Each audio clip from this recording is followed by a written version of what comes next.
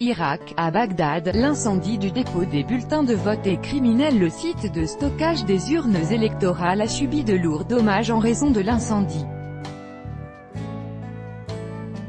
Reuters, Taher al-Soudani. L'incendie qui a ravagé à Bagdad un dépôt où se trouvaient des bulletins de vote des législatives du 12 mai 2018, est d'origine criminelle, a affirmé, lundi 12 juin, le ministre irakien de l'Intérieur, Qassem al-Araji. Dimanche 10 juin, peu après que le Conseil supérieur de la magistrature irakien a annoncé la nomination de 9 juges pour superviser le décompte et remplacer les membres de la commission électorale, un incendie s'est déclaré dans des entrepôts du ministère du Commerce à Bagdad. Les urnes de la circonscription d'Al-Rousafa, dans l'est de la capitale, y étaient entreposées. C'est dans celle-ci, la plus grande d'Irak, qu'ont voté 60% des 2 millions d'électeurs de la capitale.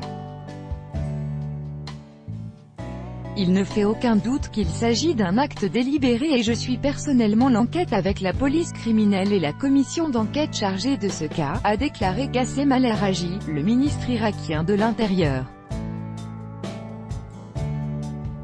Le scrutin de mai, qui devait permettre à l'Irak de tourner la page après 3 années de combat contre le groupe djihadiste État islamique EI, s'est transformé en feuilleton judiciaire et politique à rebondissement, augmentant le scepticisme de la population sur la transparence du scrutin.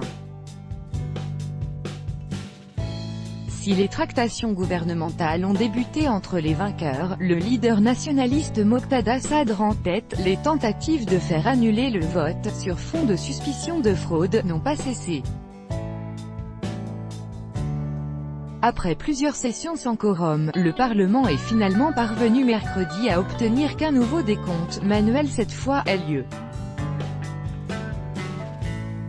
La commission électorale a, elle, été limogée et des dispositions ont été prises pour entamer le décompte que le gouvernement veut lancer au plus vite, avec AFP.